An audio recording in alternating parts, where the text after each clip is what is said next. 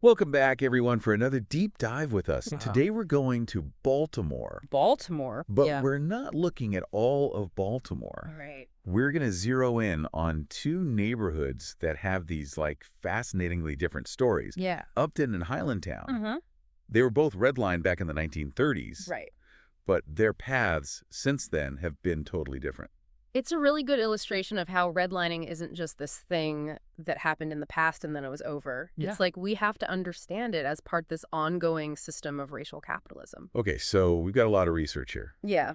and it's really all about how race and ethnicity played this huge role. Right. And how these neighborhoods evolved over time. Yeah. And, we talk a lot about gentrification, and it's often used as this catch-all term for neighborhood change. Right. But what we don't often talk about is how different racial and ethnic groups experience gentrification really differently. And all of that is tied up with these historical patterns of investment and disinvestment.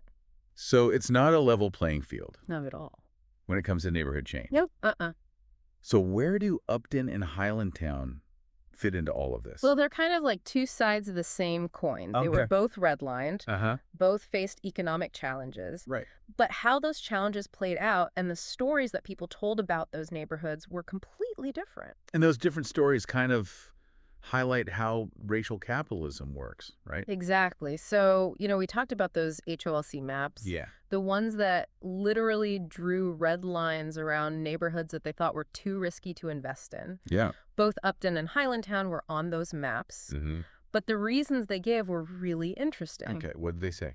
So for Upton, the big concern was what they called Negro concentration. Okay. And they said that was a detrimental influence on the neighborhood. But in Highlandtown, which at the time had a large Polish immigrant population, they were worried about what they called the mixture of foreign-born. So even back then, simply having a majority black population was like a strike against you. It's really disturbing to think about. Yeah. But that's the kind of thinking that has shaped how these communities have been treated for decades. So let's talk about Upton first. Okay. It wasn't always a struggling neighborhood, right? Right. In the early 1900s, Upton was actually a thriving, middle-class black community. Oh, wow. Like you had people like Frederick Douglass, Wow. Thurgood, Marshall Cab Calloway. I had no idea. Yeah, they all had ties to Upton. Wow. It was a cultural hub. Mm-hmm. There was this amazing entertainment district along Pennsylvania Avenue Oh, that drew people from all over the city. so what happened? Well, like a lot of cities in the North and Midwest, Mm-hmm. Baltimore saw this huge influx of black residents during the Great Migration. Right. And as the black population grew, you started to see a lot more discriminatory housing policies. Yeah. Right. Redlining. Yeah, redline, but it was more than that. Okay. They also used these things called racially restrictive covenants Mm-hmm. that basically made it illegal for black people to buy or rent homes in certain neighborhoods. So they were deliberately trying to confine black residents to certain areas? Exactly. And, when you concentrate people in certain areas and then deny them basic services and investments, Yeah. it creates this downward spiral. It's like a self-fulfilling prophecy. Yeah, they make it harder for black communities to thrive, Right. and then they point to those conditions as proof that black neighborhoods are undesirable. Ugh, it makes me so angry. It's classic racial capitalism. Yeah, explain that a little bit more. So racial capitalism is a system that profits from exploiting racial difference. Okay. And it does that by creating and perpetuating narratives that devalue black spaces and people. And those narratives have real-world consequences. They do. They determine where investment goes, who gets opportunities, and ultimately the fate of entire communities.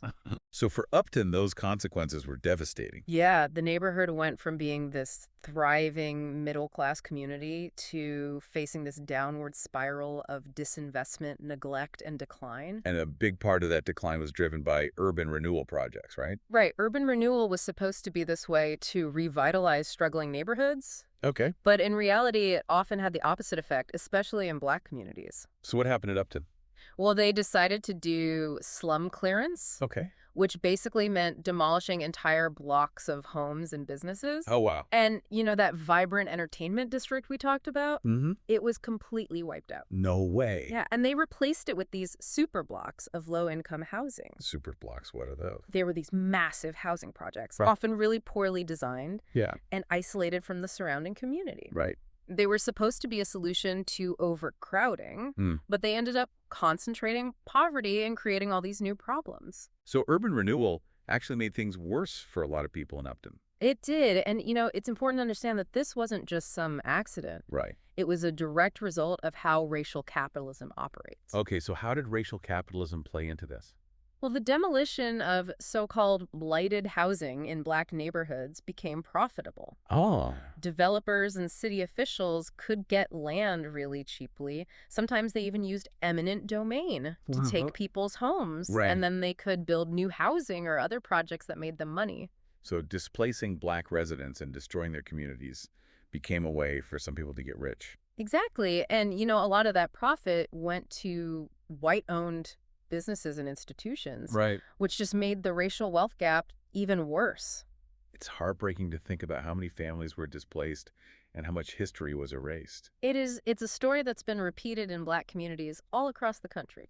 And it's all based on this idea that Black spaces are somehow less valuable, Right. less deserving of investment, less worthy of preservation. Exactly. And that's what's so insidious about racial capitalism. Yeah. It's not just about individual acts of discrimination. Right. It's a whole system that's rigged to benefit some people at the expense of others based solely on race.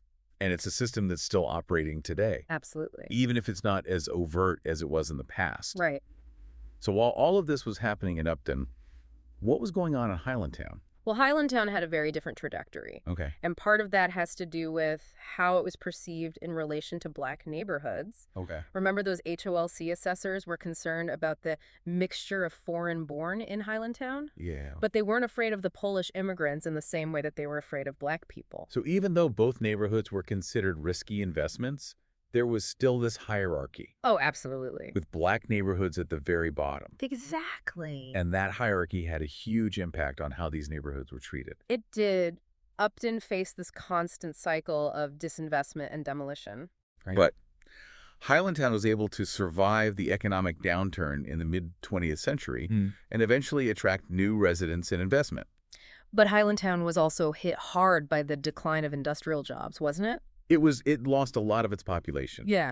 But here's the thing. Okay. As white residents moved out of Highlandtown, they were replaced by new immigrants, mainly Latinx families. So the influx of Latinx residents actually changed the narrative around Highlandtown. Did you know Baltimore was losing population overall at the time? Mm-hmm. So the arrival of these new families, these Latinx families, was seen as a good thing. Oh, interesting. They were seen as bringing in new energy, Right. new capital, new life to a neighborhood that was struggling.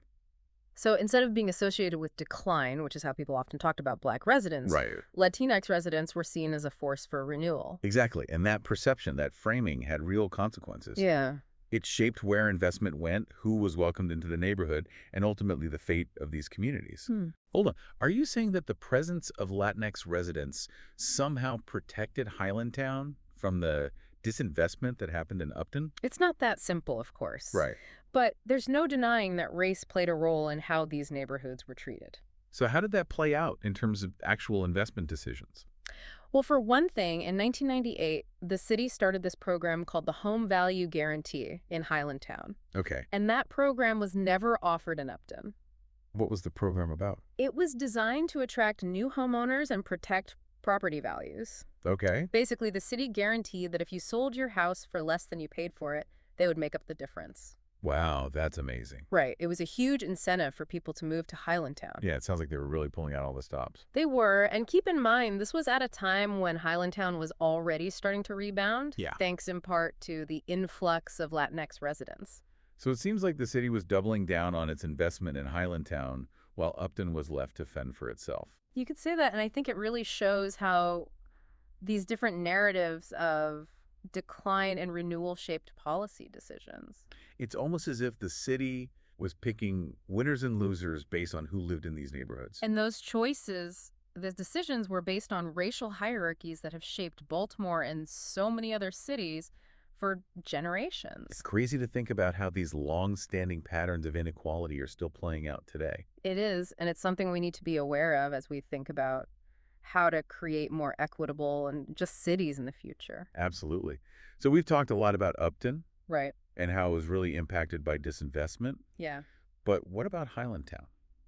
Right. How has it changed over the years? That's a great question. And does its story really challenge the way we think about gentrification? You know, it really does, and that's what we're going to dive into next time. I can't wait to hear more. Yeah, it's a fascinating case study. It is. So join us again for part 2 of our deep dive into Baltimore. See you then. Bye! So, we were talking about how Highlandtown's story is really complicated. Yeah. And it kind of challenges the way we think about gentrification. Right. Because we tend to use that term for any neighborhood that sees an influx of new residents or rising property values. Right, and that's not always accurate. Yeah, and we see that in Highlandtown. Exactly. When we talk about gentrification, we usually think about displacement. Right. Like longtime residents being pushed out as wealthier newcomers move in. Right. But in Highlandtown, while there have been some demographic shifts and property values have gone up, there isn't a lot of evidence of widespread displacement. So we need to be careful about just throwing that term around. We do. We really need to consider the specific context. Absolutely. And in Highlandtown, that gentrification narrative can actually obscure what's really happening. Okay. It ignores the fact that many of the newcomers are themselves people of color, and they often have limited economic resources. So it's not this simple black and white situation. It's not at all. Or should I say white and black situation. Right. It's much more complicated than that. Yeah. And it shows how limited trying to describe these really complex processes. I'm wondering if the term gentrification is even useful anymore. Yeah, that's a good question. Especially when we're talking about places like Highlandtown.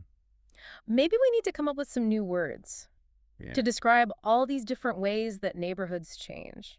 Right. Words that take into account race and ethnicity of both the newcomers and the longtime residents. And words that recognize that change doesn't always have to mean displacement. Exactly. In Highlandtown, we're seeing this neighborhood. Yeah. It's evolving, it's adapting, it's becoming more diverse. Right. But it's not necessarily a story of displacement. Okay. At least not on a large scale. But what happens down the line? Yeah. If property values keep going up, won't it eventually push out the longtime residents? That's a valid concern. Yeah. Especially people with lower incomes. Yeah. Residents and policymakers need to be thinking about that now. Like, how do you make sure that longtime residents benefit from these changes and don't get priced out? Are there any strategies or policies that have been effective in addressing this? There are some promising approaches. Okay. One that's gotten a lot of attention is creating community land trusts. Community land trusts. Yeah. Remind me how those work. So a community land trust is a nonprofit that owns land and leases it out to residents at affordable rates. Oh, interesting. So you're basically taking the land out of the speculative market, which helps stabilize housing costs and prevent displacement. So it takes the profit motive out of housing. Exactly. I like that. And it also gives residents more control over their neighborhoods. Okay. Community land trusts are usually governed by boards that are made up of residents. So they have a say in how the land is used and who benefits from it. That sounds like a really powerful tool. It is. It's been used successfully in a lot of different cities. Wow. Of course, it's not perfect. Right. There are challenges with setting them up and running them. Sure. But it's definitely a step in the right direction. Yeah. And it's an example of how we can start to rethink development in a way that prioritizes people over profit. So community land trusts are one solution. Right. What are some other innovative approaches we should be paying attention to? There are a lot of great ideas out there. Yeah. One that I think is really interesting is participatory budgeting. Participatory budgeting. Yeah. Have you heard of that? I've heard the term, but I don't really know what it means. So basically, it gives residents a direct say in how public funds are spent. Oh, wow. In their neighborhoods. That's cool. It empowers communities to decide what their priorities are and how to address them. So it's like direct democracy for neighborhood improvements. It is a form of direct democracy. I like it. It makes sure that public investments actually meet the needs of the people who live there instead of just being decided by bureaucrats. Yeah, or politicians in some far-off office. Exactly. That's awesome. Are there any examples of participatory budgeting in Baltimore? There have been some pilot programs in a few neighborhoods, and they've been pretty successful. Ooh. Residents have used it to fund all kinds of things. Like what? Park improvements, youth programs, affordable housing initiatives. It makes so much sense. It does. To let residents decide how their tax dollars are spent. Right, especially when it comes to things that directly affect their lives. Absolutely. And it's a great way to shift power dynamics Yeah. and create more equitable systems. I love that idea. It's about taking power back to the people. Exactly, and it's about recognizing that the people who live in these communities, they're the experts on their own needs and aspirations. I'm so intrigued by these different models for urban development. Me too.